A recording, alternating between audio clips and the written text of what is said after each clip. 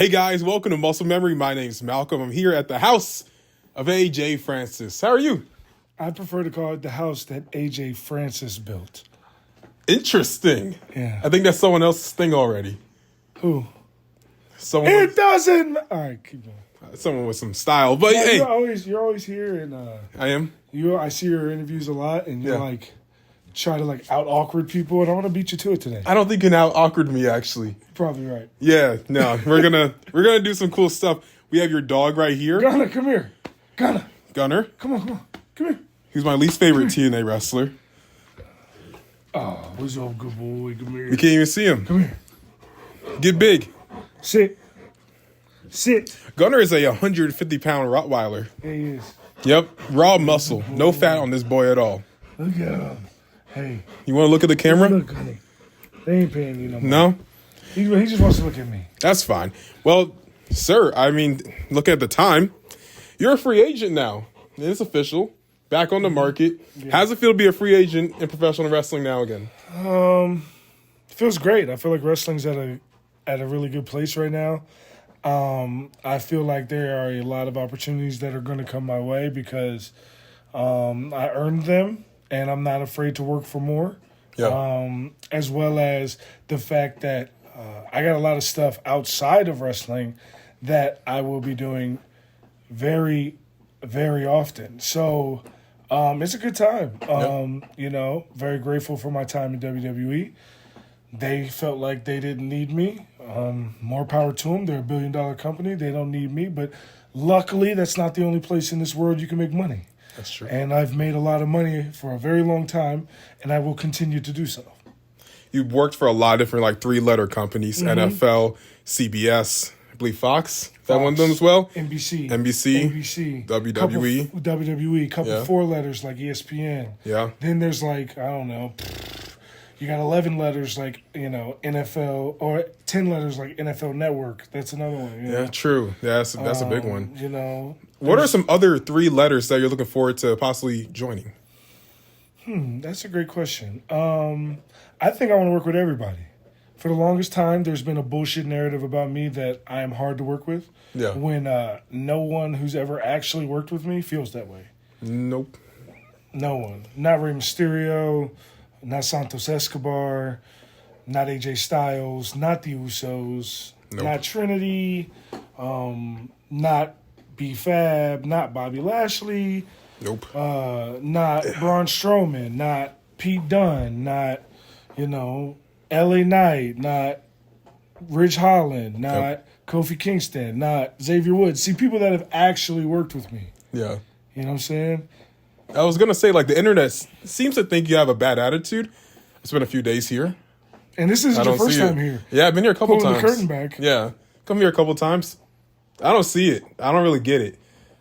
Personally, how do you respond to some the criticism you get online about stuff that maybe isn't that true? I mean, I honestly don't give a fuck. That's a good answer. To be completely honest with you, I don't care. These people don't. The people that talk the most about me ain't really getting no money. They ain't getting no. I won't say old AJ, 90s AJ would say they ain't getting no bitches. Yeah. But what I'll actually say is they're not receiving the sexual they're not receiving the sexual gratification they need in their life. Hey, you know what? That is not for me to judge. You know what I'm saying? And that's okay. It's fine. It's fine. To each their own. But to me, it's you can't spell Virginia without virgin. I'm not even worried about that. Yeah. My thing is just all I do is stay out the way. Mind your business. Mind my business. Stand on make business. some money. Yeah. Stand on business. Yeah. You know what I'm saying? If I was so hard to work with, why are so many people trying to work with me? There are a lot of people, actually. Yeah. I mean, one of those companies also is GCW. It's already been announced that you will be wrestling on GCW. Mm-hmm. We don't know who's against yet, but looking at the tweet that was put out, highest viewed tweet by GCW in a long time. Talk about it. Over 180 impressions so far. Probably more as you're watching this. Yeah. How do you react to that as well? Because, I mean, when you read the comments under that, I was like, they don't seem as excited for someone that they're definitely watching. You know what's funny is that, the comments underneath, there's a lot of people that are very excited. Yeah. But, there are people that just don't like me. But here's the funny thing. ain't this wrestling? Mm-hmm. Ain't this wrestling? Aren't you supposed to not want to be liked sometimes? Nope. Isn't that the whole bit? Yeah.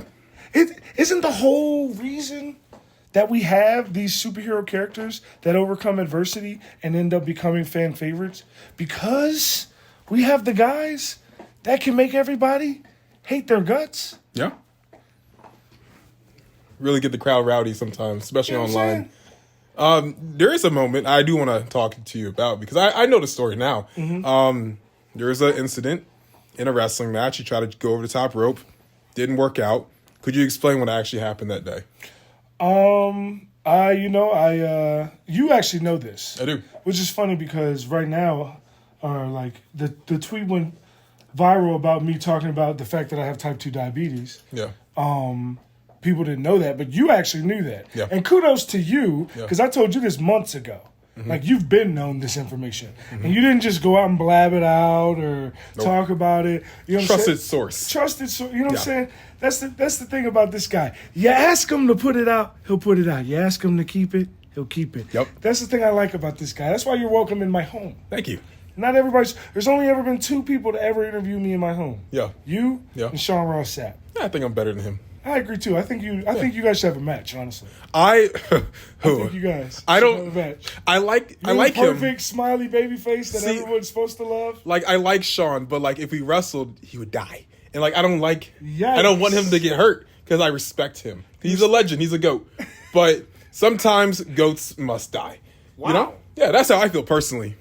Wow. I'm actually great friends with Sean. He's a great guy. Yeah. Sean, and just to be clear, just so that you're not like hanging off this ledge by yourself. Yeah. If me and Sean had a match, he would die. He would die. Yeah. So and if me and you had a match, you would die. Yeah. My name's you, and I die. There it is. There it is. Well, could you re-explain for people that don't know?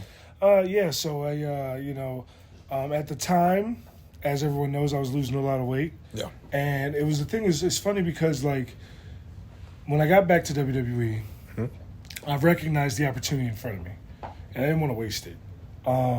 And so I started eating better. I started drinking a lot more water. I started actually going out of my way to try to take care of myself.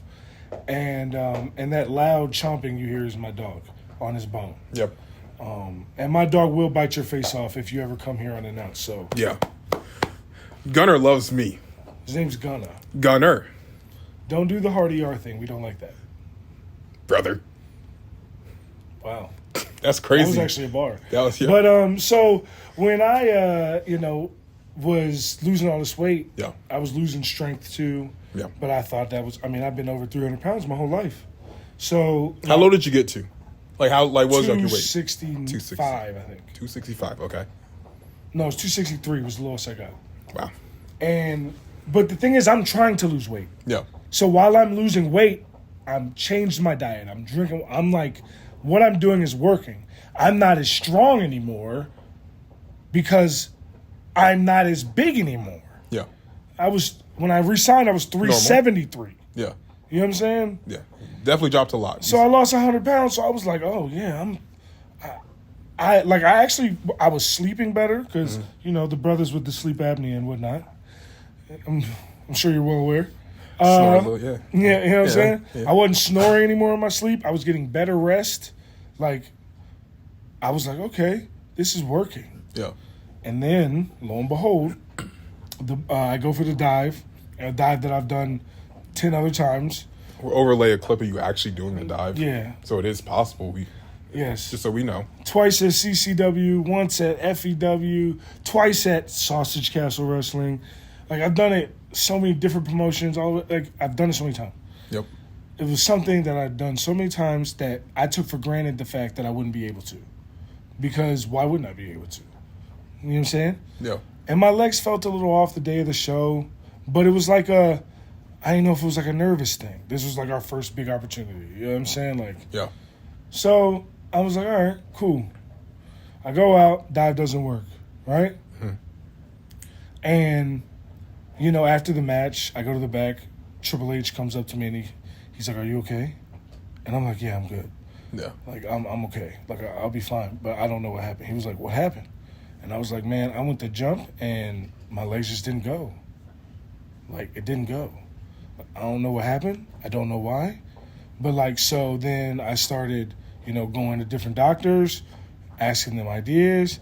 Finally, it wasn't even a doctor that even suggested to me it might be diabetes. It was actually my chiropractor suggested to me it might be diabetes because I was starting to lose sensation in my toes. And I had already gone to a chiropractor. When I got out the NFL, I already had bulging discs in my back. Like, I had that before I signed with WWE. Like, I can perform and everything's cool with them, but, like, that exists. So I thought it might be, something to do with my old back injuries that I had when I was in football, you know what I'm saying? Yeah. So I started feeling my toes, and I was like, man, doc, is something out of alignment, And he was like, I mean, what you're describing kind of sounds like diabetic neuropathy.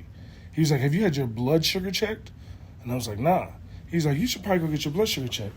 But me being a big dumb idiot, I still waited a couple weeks before I went to the doctor and got my blood sugar checked. And then when I got my blood sugar checked, it was 626, which is like, there are people that pass out when their blood sugar gets in 300s. Yeah. There are people that live with their blood sugar at 800. Like, it depends on your body and how your body is. Yeah. But I'm like at the point that I could pass out into diabetic coma at any time. Like, I'm losing full sensation in my feet at this point.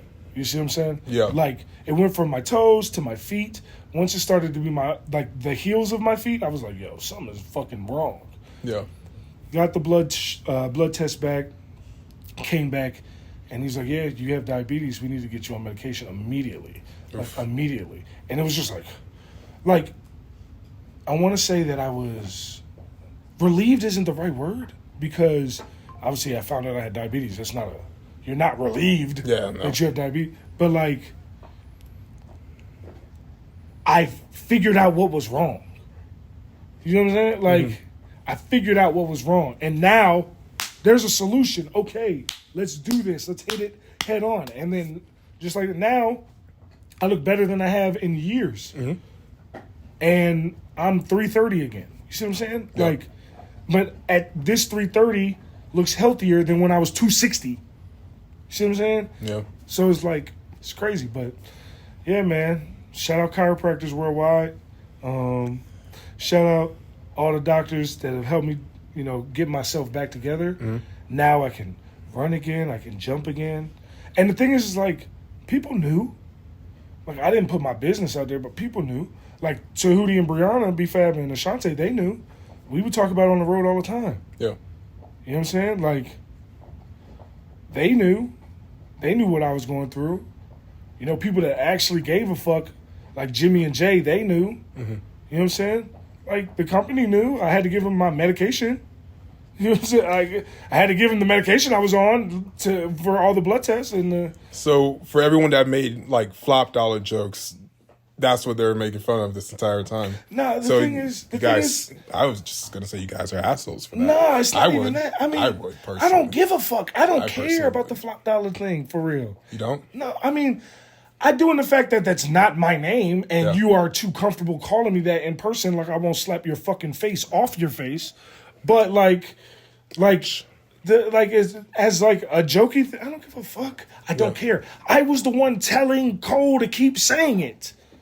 That's a good question, actually. So, how are you and Michael Cole? Like, outside of, like, the wrestling I love realm? Cole. Cole loves me. The reason Cole did everything that he does is because we were working together. We were trying to get a match. Yeah. Like, you wanted to wrestle Michael Cole. I would sit at the desk at SmackDown while he's going over whatever he's going for the show, and we would have conversations about how we can try to set this up, what we would do, what the finish would be. Like, who else we could get involved. Like, we had these conversations in depth.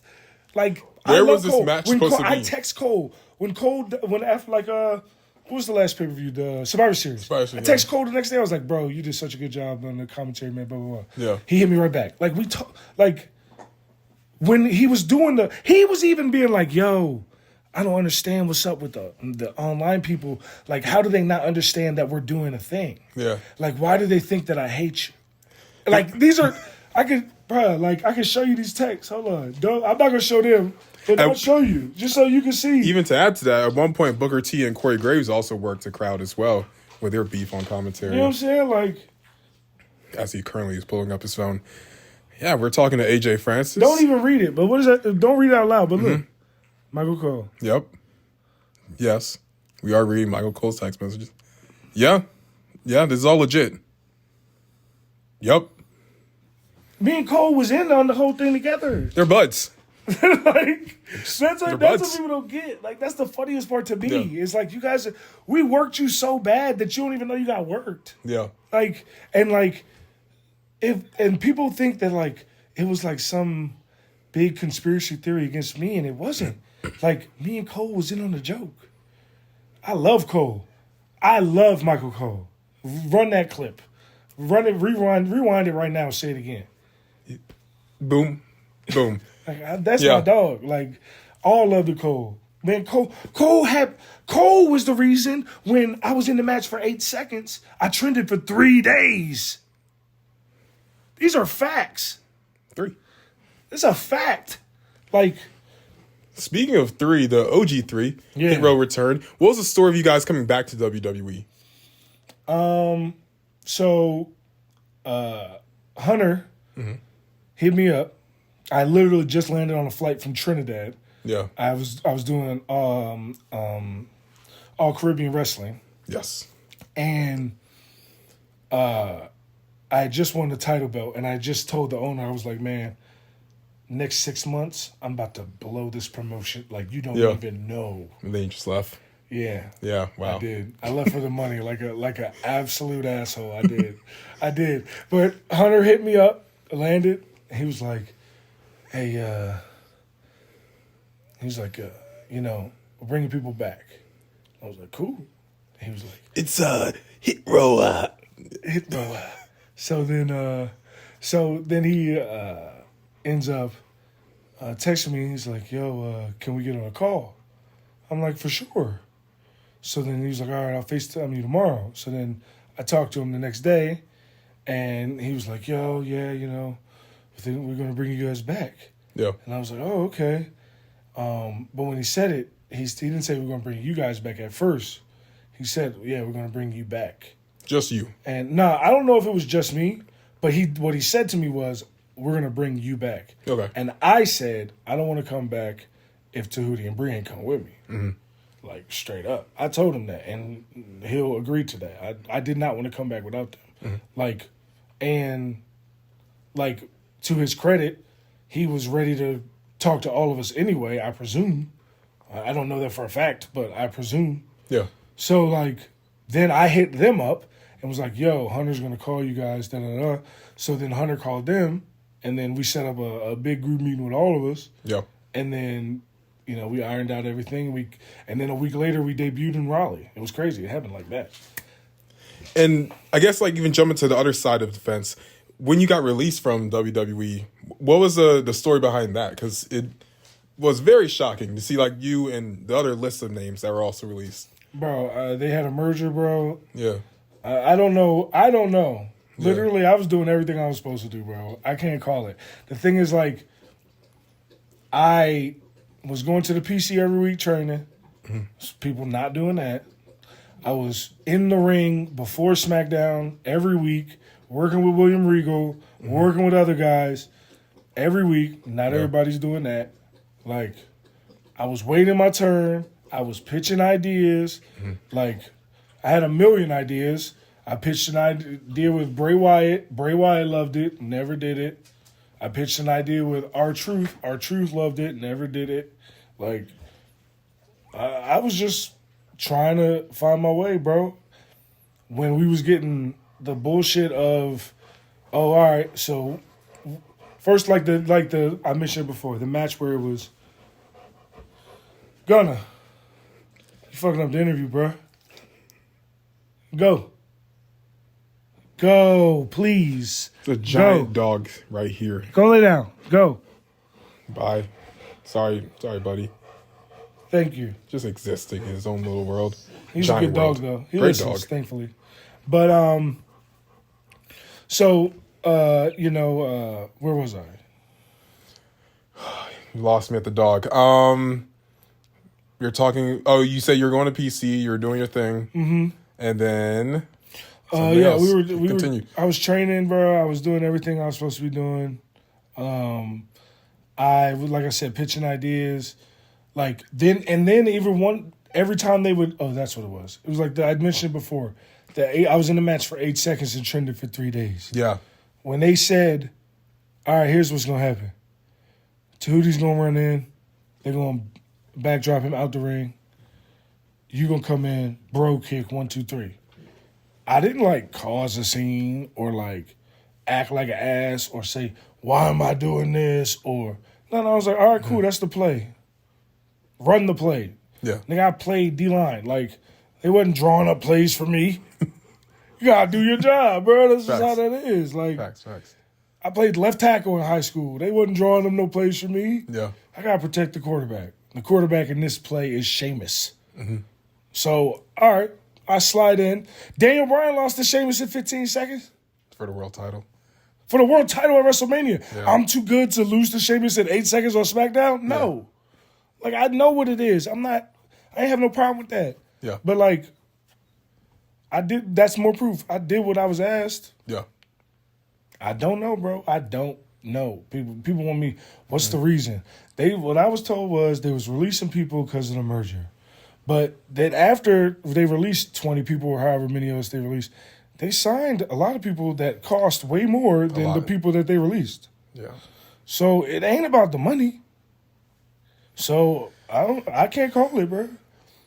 You mentioned someone you wanted to work with at one point, and you guys actually worked with him in his last moment in WWE was Bray Wyatt. Love Bray. Obviously, you're a big fan of him. You Yeah. talk about Bray a lot, as you should. He's a legend. He's a GOAT. What's like your story like working with Bray in person, going from like being such a big fan of his to actually like working his last like segment in WWE? It was really crazy because Bray was one of the reasons that I got really heavy back into wrestling. I watched wrestling from literally like before I was 1 year old until I was like 15. And then not because I didn't want to watch wrestling. I was just in high school and was playing football and basketball and doing all these different things. And it was in the school plays. I didn't have time to watch wrestling. Yeah. And so I didn't watch wrestling for like 5 years. I didn't watch wrestling until like 2011. I remember the first event I watched after that, 5-6 year hiatus was Royal Rumble, the one where Alberto Del Rio won, the 40-man Rumble. 40-man, yep. With Santino coming back. And it was funny to me. Like, that's why I knew I loved wrestling, because I didn't know who Alberto Del Rio was. I hadn't watched the product. Yeah. I didn't know who Santino was. Oh, wow. You know what I'm saying? So, like, I was like, who are these guys? But it was so entertaining. And that show led to another show that I watched, led to another. And then, like, when I really started getting back heavy into it is right when, the Wyatt family debuted. I don't know, man. Bray was just special. Bray would quote some of the, like, deepest thinkers all the time, including civil rights activists. And, like, he was different. Like, he was the kind of guy that, like, he could talk very low, almost like a Jake the Snake. And it, like, in a world full of people that would be so over the top to get your attention, he didn't have to do that because he was so good at what he did. And that made me a fan of his. So, like, even when I was at WWE, I had, like, a giant Fiend. When I first got to WWE, before I ever even debuted on NXT, I had a giant Fiend poster in my apartment. And, like, it was in the PC, and it was a TLC poster.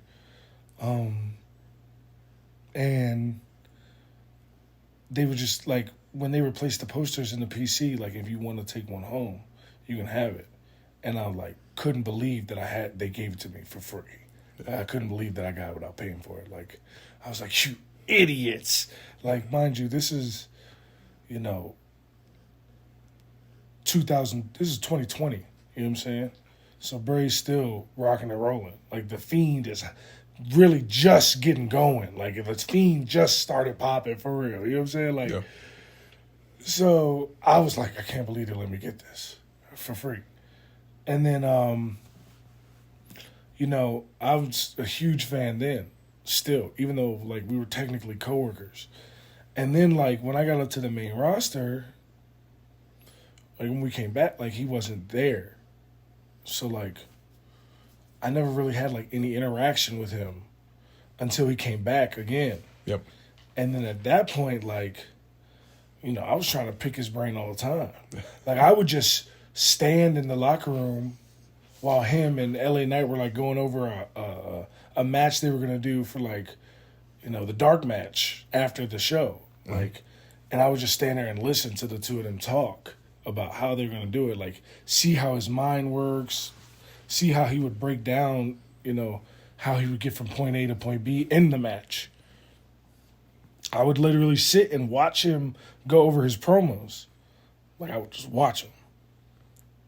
And, like, not interrupt because... That's pretty cool. Yeah, like, not interrupt because, like, I know what that creative process is like, and I don't want to be bothered either. But I would just sit and just watch him do his thing.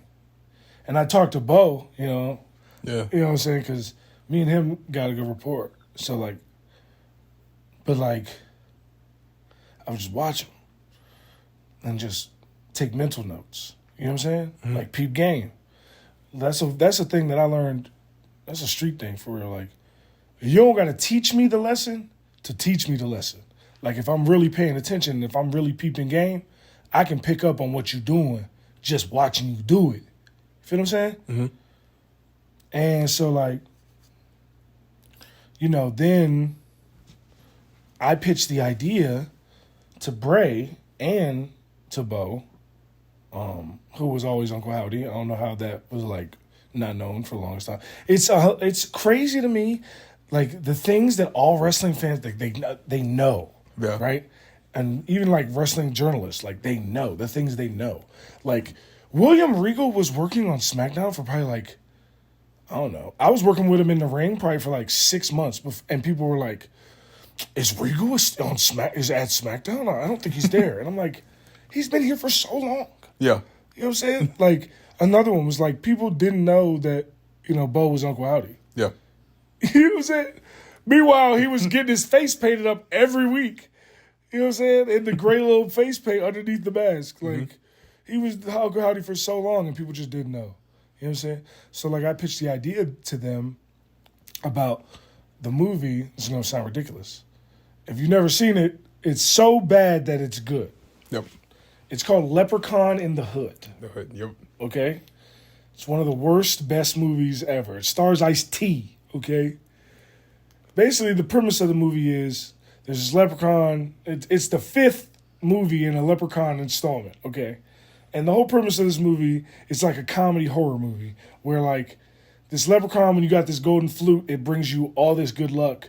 But then he's trying to kill you to get your flute back, to get his flute back. It's the whole premise of the thing.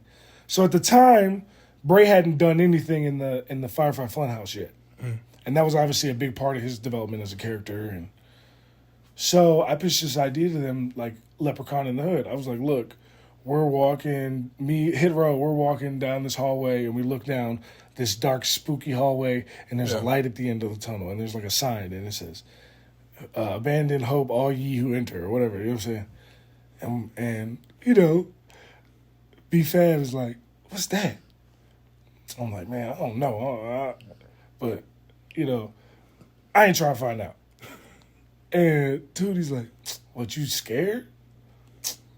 Nah, I ain't no punk bitch. Like, I ain't scared of nothing.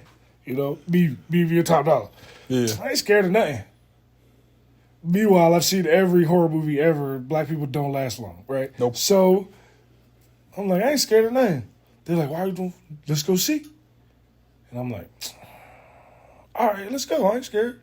and we walk in, and it's the Firefly Funhouse, and we've stumbled across it, right?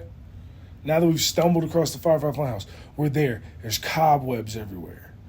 All the little puppets and Sister Abigail, they're all like face down, not moving. Like there's cobwebs everywhere. It's clear that nobody's been there for a while, right? And I see Ramblin' Rabbit. And I'm like, oh man, this is crazy. This is the real Ramblin' Rabbit. I like pick him up. I got him. And as soon as I pick him up, like the room starts going crazy. Lights start flashing and the dolls are coming alive. And it's just like a scary, funny scene, just like in this stupid Leprechaun movie. Yep. And we're like, let's get out of here. We like run away, right? But I keep Ramblin' Rabbit, right? And like as we're running away, you just see like Uncle Howdy's face like in a shadow in the background, and you're like, oh, they done fucked up. Yeah. Right?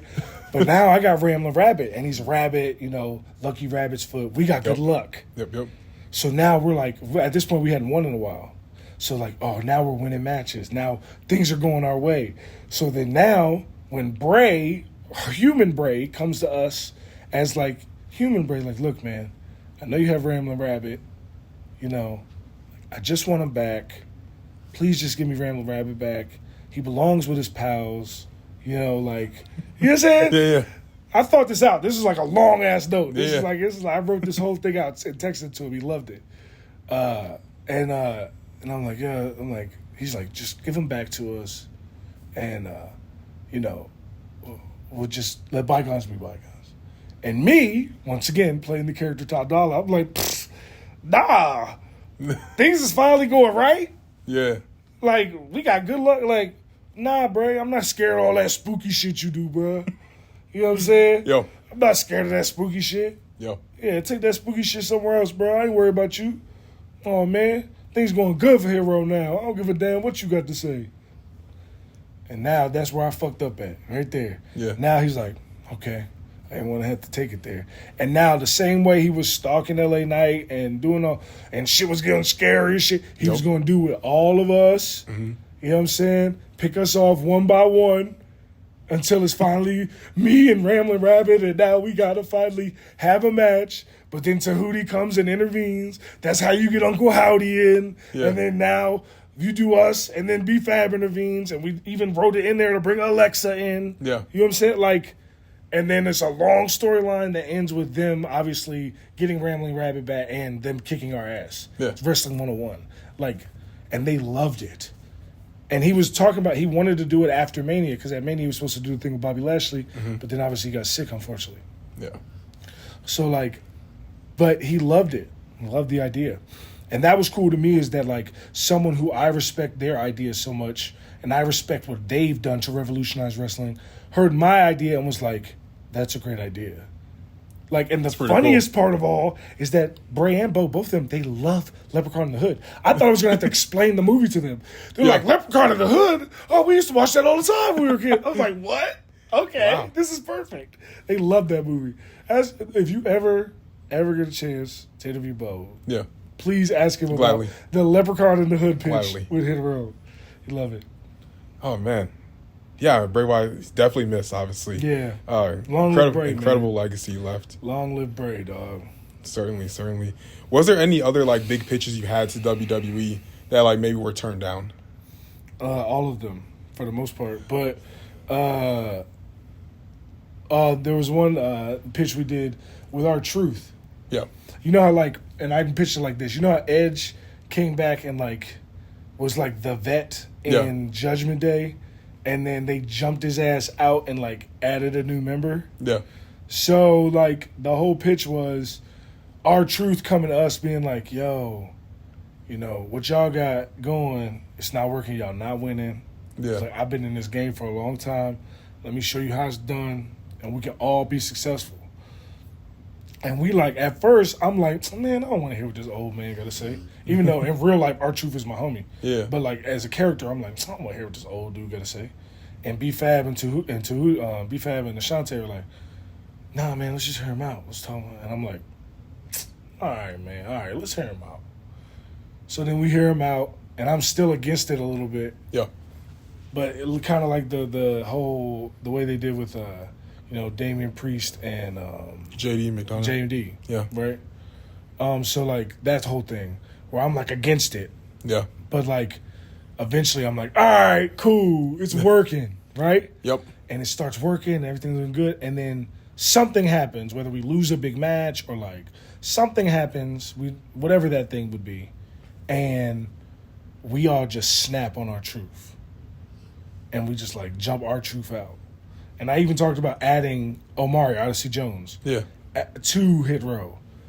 Like, that's pretty cool. Yeah, like as like muscle. Yeah. You know what I'm saying? Like I'm already muscle, but like if more. Exactly. Yeah. You know what I'm saying? Just beef it up a little like bit more. Suge Knight.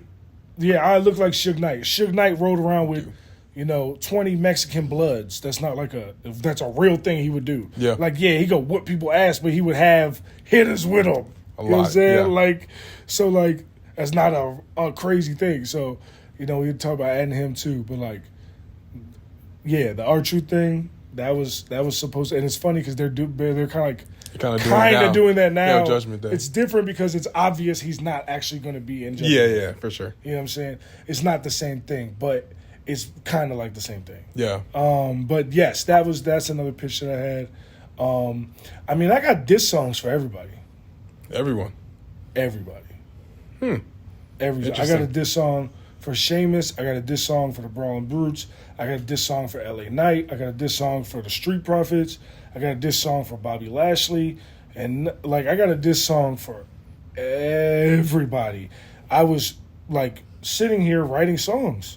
This is where I recorded my studio too. Like, I see all the records. There's a lot of them on the walls. There's a lot of them. Shout them out. There was a big match you guys had actually. It was Hit Row versus the Usos for the tag team titles. Yeah. What was the excitement going into that? Because that was a big opportunity for you guys. Well, here's the thing. It really wasn't. The week leading up, there was a lot of excitement. But people forget that it was the same night of the Botch. It was a double taping. So that was also crazy because I had to go out there in front of the same crowd that I just failed in front of. Right? Oh, man. I didn't and think then about work that. a title match. Yeah. Which was a dope match. Yeah. Right? But we also had to rewrite the whole match. Because after the dive, I wasn't sure what my legs was going to do in this second match. Mm-hmm. And even to Hunter's credit, Hunter was like, man, are you going to be able to do this? Because, like we promised a tag team title match. Are you going to be able to do this? I was like, I got you. You know what I'm saying? I can get through this. Yeah. Like, I'm not going to go crazy and do some crazy shit that I know I can't do right now. Like, you know what I'm saying? Like, we're going to keep it simple. And the match, go watch the match back. The match is good. Yeah, wouldn't even know. You know what I'm saying? I forgot it was double taping. Like, and we even told the story of my leg. Yeah. In the match, because when I went to go do my 2-man move, my leg gave out. And they worked my leg the whole time. Like, we did old school tag team storytelling, too. That's what people pretend they want, right? So, like, this is the same night. So, like, I was just grateful that the match turned out good. You know what I'm saying? But it was cool because it was an opportunity to work with the Usos. And, like, out there with the Usos, man, they gonna just talk you through anything. Like, they know how to work. They know how to work. And, like, to the point that, like, when we would have tag team matches on, house shows or dark matches and stuff that we would do. Like, they would watch the matches back with us and they would, like, tell us, yo, so I like what you did here, but if you did it like this, you could blah, blah, blah. Like, them and the New Day and AJ Styles, Rey Mysterio, like, Santos, these guys were really big after every match, like, coming to them, Because, like, Regal's a great guy, but Regal looks at wrestling different than a lot of people. Mm-hmm. Everybody looks at wrestling different from the next person. Yeah. But, so you get those kind of different perspectives. And it's really cool when it's coming from the locker room of guys that you work with, like the Usos and stuff. So, like, that was really cool. And I also think that match, like, there's this narrative about me that I can't work except for everyone who's ever worked with me. Yeah. Yeah. You know what I'm saying? If you ask anyone who's ever had a match with me, they will never say that I can't work. But there's this, like, misconception that I can't. So, like, like, you know, a lot of people have preconceived biases. And then when they actually have a match with me, they're like, oh, big fella, you can actually go. Yeah. I'm like, thanks, man. Appreciate it. But, like, that was what happened with the Usos. It was like they didn't really know me from a hole in the wall, for real. And then we had that match, and we actually became really close friends. Like, I can call – it's 3:48 in the morning, and I can call Jimmy or Jay right now, and they'd probably answer. Like, so, like – it's impressive. They're the homies. It's impressive. They're the homies. I mean, you mentioned matches. We're talking about matches, obviously. Who are, like, some future opponents you want to face now on this new run? That's a great question. On Independence. That's a great question.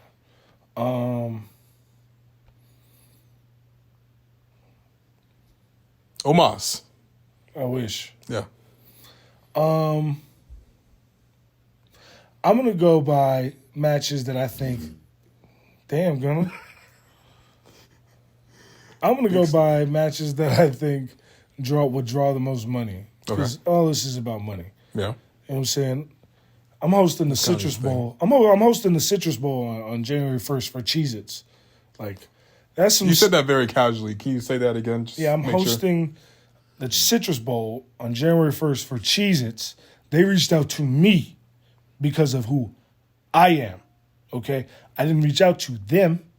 They reached out to me, okay? So, I'm about big money deals. That's what I'm... Good job. You know what I'm saying? Yeah. That's what I'm here for. Mm-hmm. I've done TV since I was 16. Yeah. I'm 33. I only was in wrestling when I was 30. So let's do the math there. All right? Quick math. You know what I'm saying? I was in WWE when I was 30. That's when I first signed. So, like, 33 now. Still young. Still young. But I've been doing it.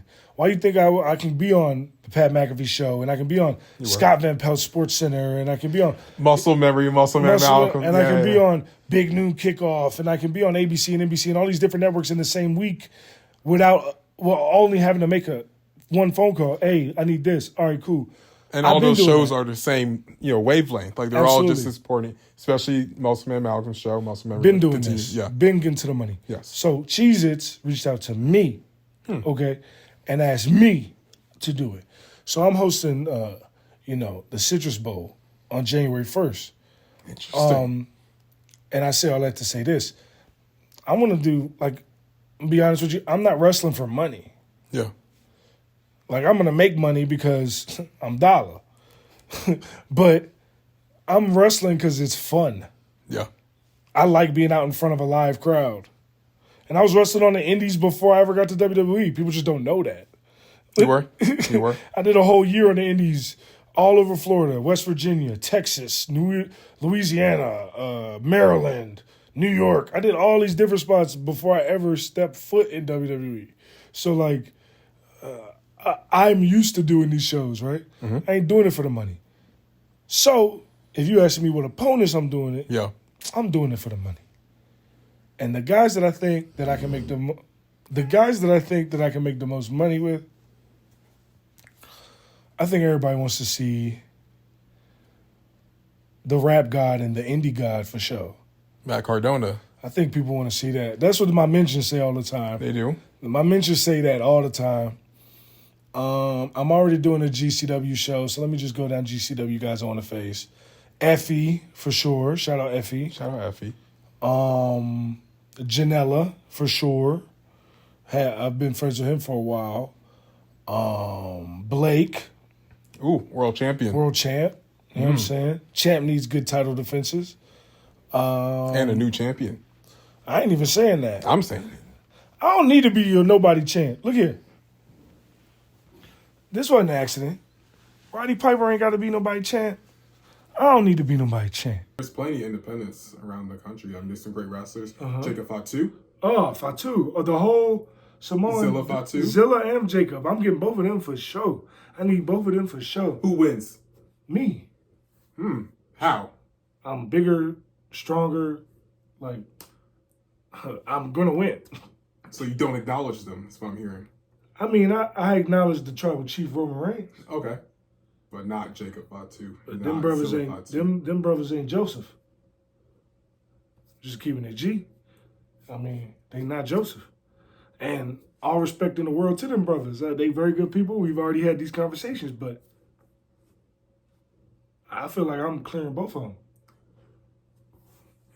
That's not my fight to You have. know what I'm saying? Like, G shit. They my mans, but keeping it a buck, keeping the whole being with you. Yeah. Oh, big money fight. That is. Swerve, you know that. You know that. That's the money fight. It ain't never gonna happen. I wanted to ask. It ain't never gonna happen because we already know. We don't even gotta get into that. But there's definitely. I mean, never say never. Never say never. In wrestling, never say never. You know, shout out Prince Dada. Shout out everybody in the mogul. You know, but that ain't gonna happen. It's not okay. That ain't gonna happen. I mean, it could happen. I ain't saying it's not gonna happen because I won't do it. How do you drive? Do you swerve or not? Nah, I be in my own lane. Your own. Yeah, I be in my own lane. Always have been and always will be. Interesting. Yeah. I guess a good question for you is: are you interested in signing to another wrestling company? If the money right, yeah. But I'm right. also very interested in going to all of the wrestling companies. Can I list some? Go ahead. AEW. Yeah, I mean if they want to, but I feel like that ship has sailed. TNA, Impact Wrestling. For sure. MLW. For sure. NWA. For sure. Interesting. For sure. Interesting. Okay. I mean, there's nowhere I won't go. Yeah. See, I'm at the point where, like, I say this when I talk to women, too. I like women that like me. You know what I'm saying? And that's a very, if you don't listen fast enough, you might not hear what I'm saying. I like women that like me. That like you. Yeah. Yeah. You know what I'm saying? Yes. So, like, if I go after a woman and she not giving me no pressure back, then I'm like, all right, you don't fuck with me. That's cool. You don't got to fuck with me. Yeah. But, like, I'm not finna keep running my head against the wall. I feel the same way about wrestling. Like, personally, there's nobody in the wrestling business that I won't work with. There hasn't been a single person in the wrestling business that I've ever said that I wouldn't work with. There's not a single person in the wrestling business I've ever said I wouldn't put over. I'll lose to Izzy Moreno. I don't give a damn. The super fan. All of this is make-believe, bruh. Keeping it G with you. All right, keeping it real 100% G.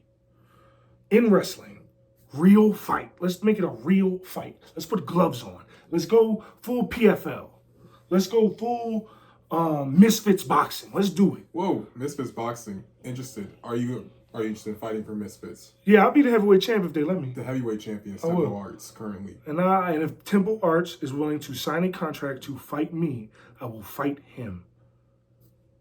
Straight up. Sign the contract. I'll be the biggest draw that you can get, Tempo. So let's make money. Straight up. Okay. Straight up. Let's make money. We can talk or we can make money. Like, let's do it. I'm down. But that aside, yeah, let's just go straight boxing and wrestling. Keeping it a buck with you.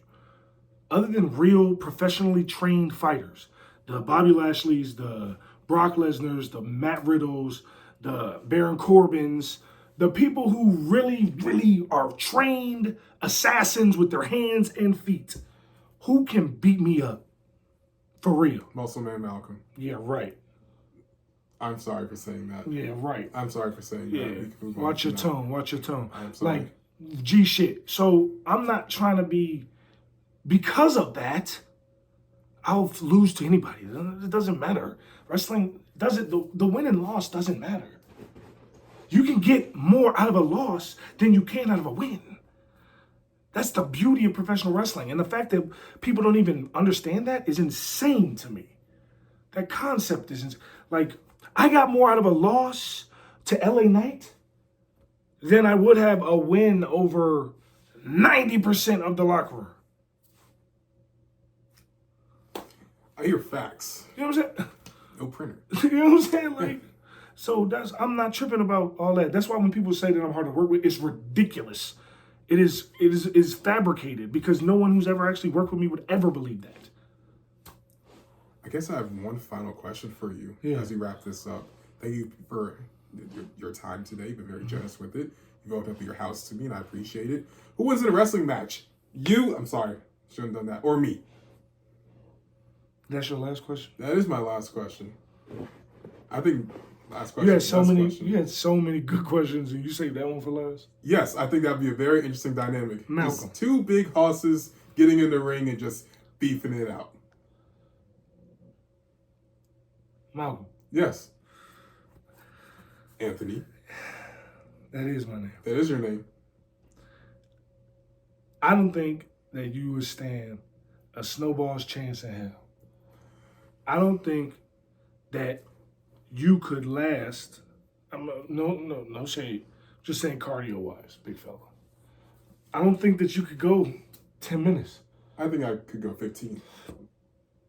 20, if you will. 20. You think you can go 20 in your first match? Yeah, in my first match, 20 minutes against you, and I beat your ass. Respectfully. So you can't hurt me for saying respectfully. My dog just laughed at that statement. Your dog didn't do anything. He literally he's laughed just twice. He's literally heavy breathing. Yeah, like you will be after 4 minutes of a wrestling match. 30 seconds. Like, come on, son. Hey, look, man. You my boy. Yo. I respect you. Oh, God, you're strong. But don't you ever for 1 second think that you can beat me in any kind of physical altercation, including lifting weights. Okay, now that's not fair to say. I definitely could. But we can move on from that. What lift, Malcolm? What lift do you do? Hip thrust. All right, you might have me a hip thrust. Yeah, thank you. See, I'm better hip thruster. I'm a better hip thruster. Thank you. Thank you very much. When I hip thrust, there's no weights involved. I don't know what that means, and I don't I'm know not shocked. You're just like a lot of wrestling fans. What we learned today is that I would win a wrestling match between me and AJ Francis. What we learned today is that AJ Francis is a free man on the market, ready to be signed up to the next label. And yeah, I think you're going to make a big impact in wrestling. And I look at impact, huh? A big impact. I like your use of words there. You know, it's a little Easter egg, maybe. Yeah, I think you're an elite performer that can go to any major league possible to make an honorable impact. And maybe if that doesn't work, you can go on a new adventure to Japan. Hey, this brother is spinning. Oh, I'm definitely going to go to Japan. I don't know when, I don't know with who, but I'm definitely going to go to Japan. They need they need that OG Kaiju, you know what I'm saying? They do. OG Kaiju sounds like the name of my next weed strand, too. Huh. OG Kaiju. Yeah. AJ Francis, where can I find you on social media if they're not already following you? At AJ Francis 410 on all social media. That's Twitch, TikTok, Instagram, Twitter. I never changed my name because I was verified before I got to WWE. So I didn't have to. So all my stuff is AJ Francis 410. Appreciate you for your time. Shout out to all my fans out there. Shout out to everybody watching this and reading the little transcript that is going to get wrote up because people talk about everything that I say. Yeah. You know, I felt like, you know, you did this interview with me in my house. Yeah. That's a very rare occurrence. Yeah. My dog is laying on your feet. Currently, yes. Very heavy head. I respect you, brother.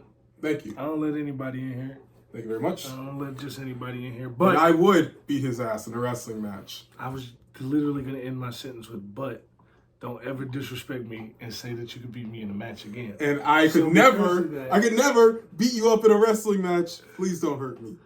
There you go. That was better because the next thing that I was going to do was not going to be to your liking. Oh, okay, good. Well, I think that Muscle Man Malcolm would come in second place in a wrestling match against AJ Francis. And that is Muscle Memory. My name is Malcolm. I'm currently stuck between a giant dog and a giant bear. And we're out.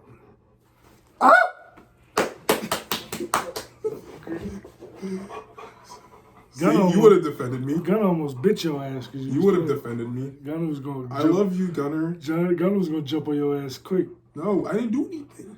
He was attacking. No. You're a good boy. No, he's not. You're a good boy. Kill him, Gunner. You're a good boy. You don't need to do that.